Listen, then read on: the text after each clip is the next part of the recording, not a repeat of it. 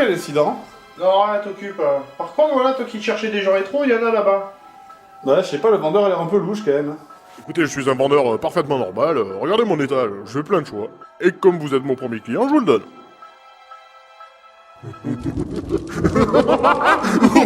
Bon, ok, pourquoi vous rigolez? Non, rien, je pensais à des enfants morts, ça m'a fait rire. Bon, bah ok, écoutez, je prends ce jeu, mais qu'est-ce que... Quoi? Non, excusez-moi, j'ai pas entendu, j'étais en train de ranger mon stand. Y a vraiment des mecs louches qui traînent ici. Hein.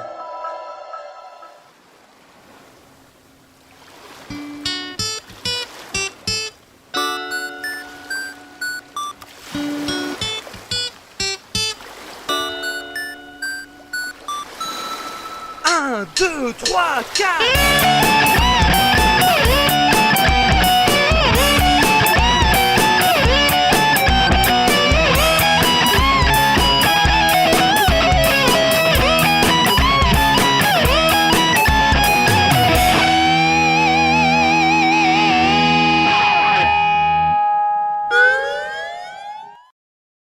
Salut tout le monde, cette semaine on va parler de quelque chose de complètement différent, hein. Vous savez, ça sert à rien, je suis désolé, mais vraiment... Ouais, mais c'est la classe quand même. Bon bref, cette semaine donc on va parler de quelque chose de complètement différent, hein. Vous savez, quand je parle de rétro, par défaut en général, je parle des consoles. Mais le rétro, c'était pas que les consoles, il y en a peut-être parmi vous qui ont eu ce genre de trucs, ou ce genre de choses aussi. Bah oui, en fait, c'est difficile à imaginer pour les plus jeunes, mais déjà, par exemple, les jeux à l'époque, ça pouvait ressembler à ça. Voire même aussi ne ressembler à rien du tout, hein, puisqu'il y avait aussi moyen de récupérer des jeux à coder entièrement toi-même. Et donc alors, bah, tu devais te taper des pages et des pages de code en basique, et si tu faisais une seule erreur en rentrant le code, bah, à la fin, il y avait des erreurs partout, et t'étais genre comme ça. Et oui, parce qu'il n'y avait aucun moyen de corriger une erreur qui était loin en arrière, en fait. Il fallait tout effacer jusqu'au moment où tu avais fait l'erreur. Non mais regardez-moi ce manuel un peu, franchement c'est difficile à imaginer qu'on pouvait bouffer des heures et des heures en étant gamin à taper ce genre de truc et qu'en plus on trouvait ça amusant. Ah bah c'est sûr que les temps ont changé. Et là, j'ai utilisé Magikarp pour faire un bonus de dégâts sur son racaillou. Ça a l'air super amusant. Et là, j'ai utilisé une commande en sous-programme pour rétablir la valeur 0 du line input. Tu as été adopté. Vous savez, des fois je me demande à quoi ressemblent maintenant les enfants qui jouaient à ça avant. Bonjour, je m'appelle Laurent, je suis programmeur en JavaScript, Ajax, DHTML en PHP+3. Regardez ce que vous avez fait à notre jeunesse, Amstrad. Bande de monstres. Mais bon, c'est vrai que les années 80 c'était quand même un autre univers, hein. Il y avait même des émissions de programmation pour les enfants à la télé. C'est le programme. Mais est-ce que tu sais que la programmation, c'est-à-dire le travail qu'on fait sur un ordinateur, c'est à la portée de tout le monde. Et que c'est aussi à la portée de petits enfants comme toi, de 8 ans, de 10 ans, des fois même plus jeunes. Tu le sais ça? Non. Non. Ah, la programmation, c'est merveilleux. Et sinon, est-ce que tu aimes les films de gladiateurs? Alors bon, heureusement, hein, il y avait les cassettes qui te permettaient de jouer rapidement. Hein. Et quand je dis rapidement, en fait, ça veut dire ça.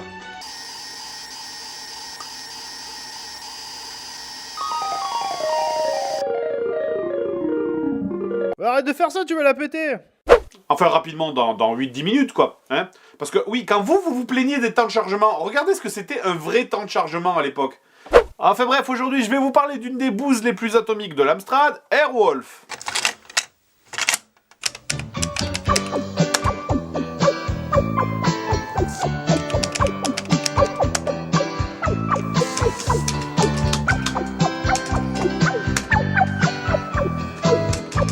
Technique d'énervement sur clavier, par Joueur du Grenier. Numéro 1. Si vous n'y arrivez pas, essayez de taper des commandes insultantes. On sait jamais, ça peut marcher. Numéro 2. Maintenez une touche enfoncée pour provoquer un bruit strident. Ce qui vous donnera l'illusion de faire souffrir votre ordinateur. Numéro 3. Valse sur clavier en si bémol.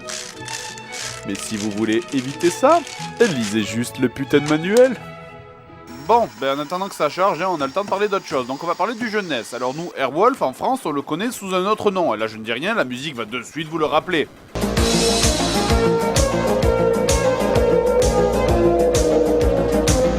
Et oui, c'est évidemment Supercopter, hein, cette série que beaucoup de gens de mon âge ont regardé au moins une fois et dont tout le monde connaissait les paroles. Supercopter, le cul par terre, la terre, sa mission c'est sa mère. Ah, qu'est-ce qu'on était créatif quand on était jeune alors.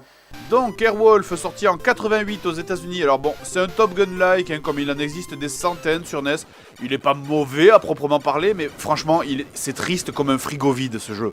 Tout ce qu'il faut faire, hein, c'est régler la direction, et puis voilà, c'est fini, le jeu est fini. Hein. Vous allez d'un point A à un point B, les ennemis viennent se suicider tout seuls dans la ligne de tir de votre hélico, donc bon, bah, ça ne pose aucun problème. Et à moins d'être complètement con, et aussi peut-être de n'avoir que 2 doigts à chaque main, vous ne pouvez pas perdre en fait les autres phases, puisque bon, regardez, le trajet que vous devez faire pour ramasser la dame en bas, c'est ça. Et le truc qu'il faut éviter, lui il est là. Donc bon, ça va, c'est faisable.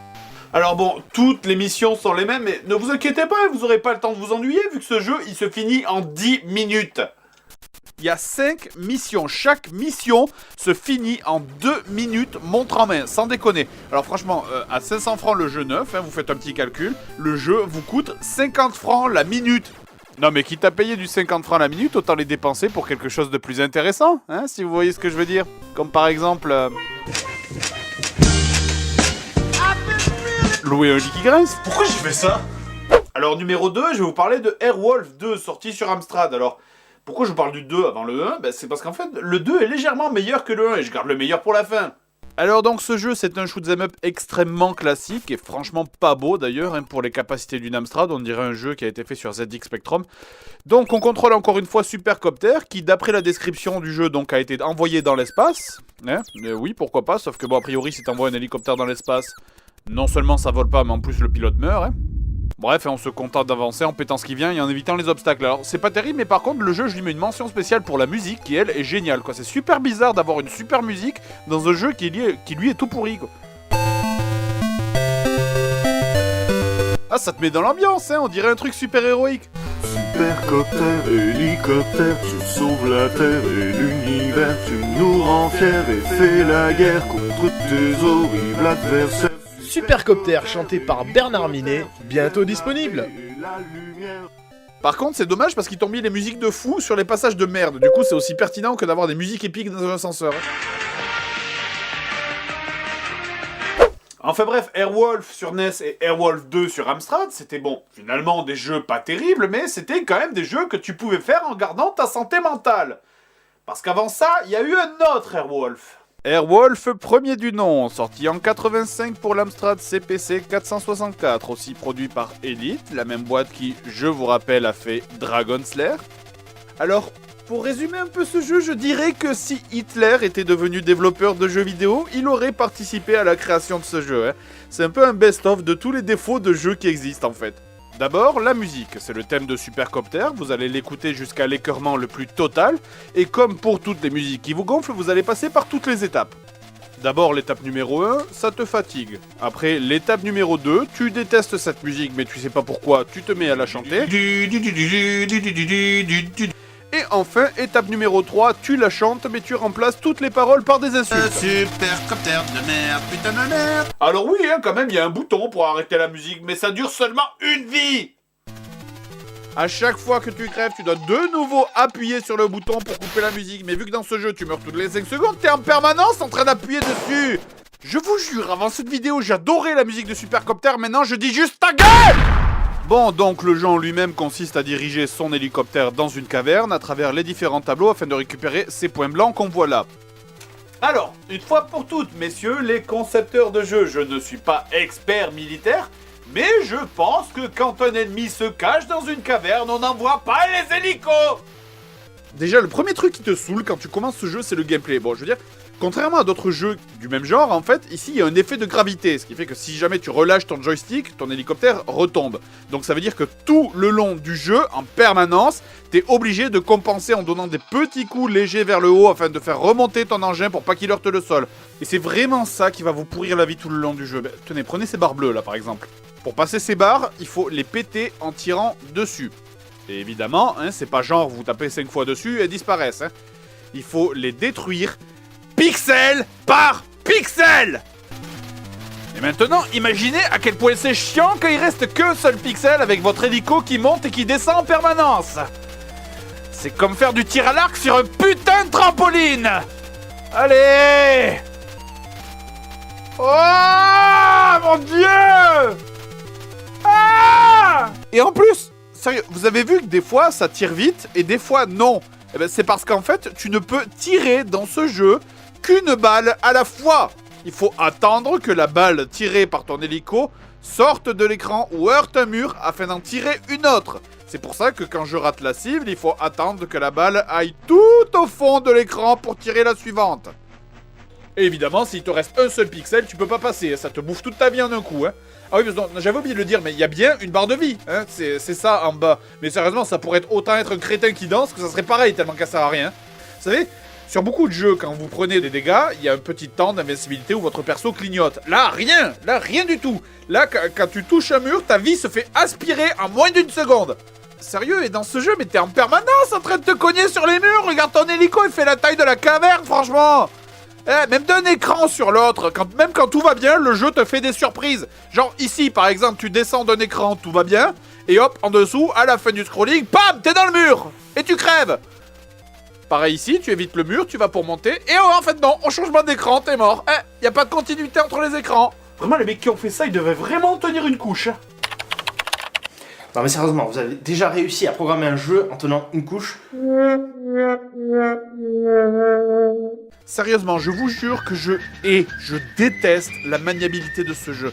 Pour ramasser les points blancs qui sont l'objectif de ce jeu, tu es obligé de te mettre en position de face, qui est la seule position qui te permet de tirer vers le bas. Voilà, comme ça, et là vous voyez actuellement la situation habituelle de ce jeu de merde, c'est que vous tirez un pixel à côté. Et du coup, ça marche pas. Évidemment, il n'y a pas moyen de se déplacer latéralement. Tu es obligé de faire des grands mouvements bien larges pour essayer de te mettre dessus. Allez, on bouffe le mur, on tire à côté. C'est parti, mesdames et messieurs, la fête continue. Et allez! Allez, comme on n'a pas peur, on en essaye un autre. On essaie de se placer à gauche. Là, on est à gauche. On tape à gauche, toujours pas dessus. Non, là, on est à droite maintenant. On essaie de se placer. Non, on est à gauche de nouveau. À gauche, à droite, à gauche, à droite, à gauche, à droite. Allez, c'est bon, allez! Un jeu Airwolf acheté, une corde offerte, c'est parti! Ah, qu'est-ce qu'on s'éclate! Et attendez, vous trouvez que c'est un passage difficile? Mais ça, c'est un passage facile! C'est très facile! Ça. Regardez ce que c'est un passage difficile dans ce jeu! Ici, votre hélico doit passer par là. C'est pas une blague, je suis totalement sérieux. Vous savez, souvent j'utilise l'expression au pixel près dans les vidéos.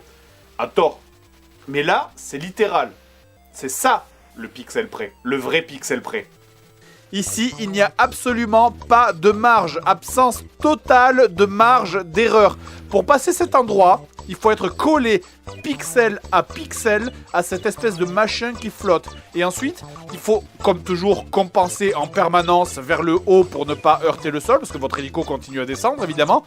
Et il faut aussi pas compenser trop haut, parce que sinon, la queue de votre hélico va heurter les flammes qu'on voit là, de cette fusée, qui vous tue en un coup. Ok, alors maintenant, regardez bien les flammes de cette fusée. Vous savez, il y a souvent des passages comme ça dans les jeux vidéo avec un truc qui se baisse et qui se lève à intervalles réguliers, comme dans Dragon Slayer par exemple. D'ailleurs, notez que dans Dragon Slayer, le machin reste levé assez longtemps pour pouvoir passer. Il y a quand même de la marge. Maintenant, regardez le rythme des flammes de cette fusée. Allez, faut pas toucher le plafond, faut pas toucher le sol, faut pas toucher le tonneau et faut pas toucher les flammes. Allez, on suit le rythme de la fusée. Tac, tac, tac, tac, tac, tac, tac. Tac.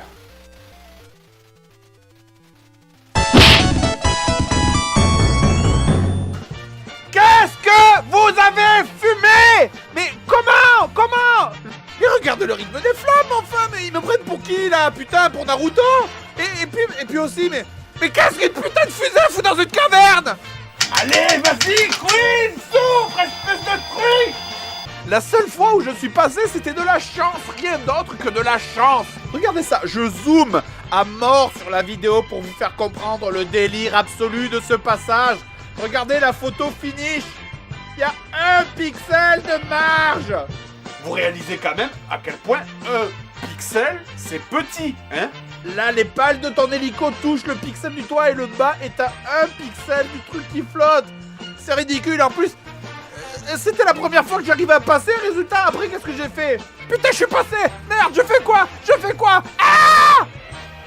Et attends, Noël n'est pas fini, parce que non seulement ce passage, qui est le vrai passage, est impossible, mais en plus, les concepteurs de ce jeu ont aussi mis un faux passage secret. Ici, pour te faire croire que peut-être c'est par là, hein, et on sait jamais, alors qu'en fait c'est pas faisable vu que tu ne peux pas casser le truc bleu sans toucher le plafond. Allez, c'est bon, cette fois c'est clair, Elite System, je vous ajoute sur ma liste d'ennemis. Bon, donc je récapitule. Vous devez donc passer tous les différents tableaux de ce niveau. Je vous en ai montré 5 ou 6, mais il y en a 11 en tout. Dans ces tableaux, vous devez récupérer ces points blancs en tirant dessus. Je pense que vous avez bien compris tout à l'heure à quel point c'est la galère pour ramasser rien que le premier. Il me faut déjà 30 secondes rien que pour celui-là. Et maintenant, la blague finale, il faut finir le niveau entier en moins de 50 secondes. Attends, non, je dis des conneries là, parce que même ça c'est foiré aussi. Même une connerie aussi simple qu'un foutu chronomètre, ils ont pas réussi à le programmer sans bug. Des fois le timer t'ajoute 10 secondes, des fois il t'en enlève 10 et tout ça sans aucune raison. Regardez le chronomètre. 13, 12, 11, 0.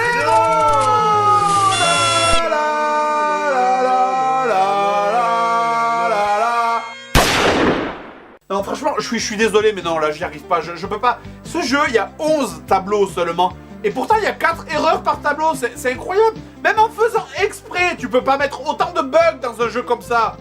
D'ailleurs, je suis allé vérifier sur le net ensuite, je voulais vraiment voir à quoi ressemblait la fin de ce niveau. Voire même le niveau 2, mais vous savez quoi, ce jeu n'a pas de fin.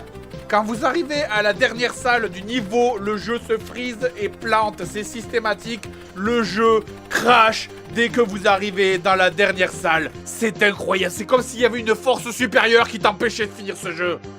C'est comme si tu n'étais pas censé finir le jeu, comme si le jeu n'était pas destiné aux simples humains mortels. Je sais pas, peut-être que le fait de finir Airwolf provoquerait un genre de fissure dans l'espace-temps qui provoquerait la fin de l'univers.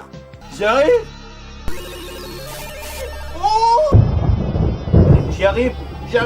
Je vais finir Airwolf, putain, je vais finir Airwolf. Ulysse, enfin, je veux dire, joueur du grenier, tu as défié les dieux. Ce jeu n'était pas destiné aux mortels. Quiconque défie la puissance de Zeus devra jouer à Dragon Slayer.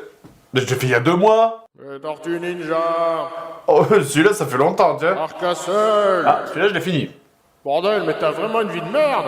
E.T. quand même. Bon, il est pas si mauvais que ça. Barbie, ne me dis pas que t'as joué à Barbie. Mon pauvre, t'as vraiment morflé.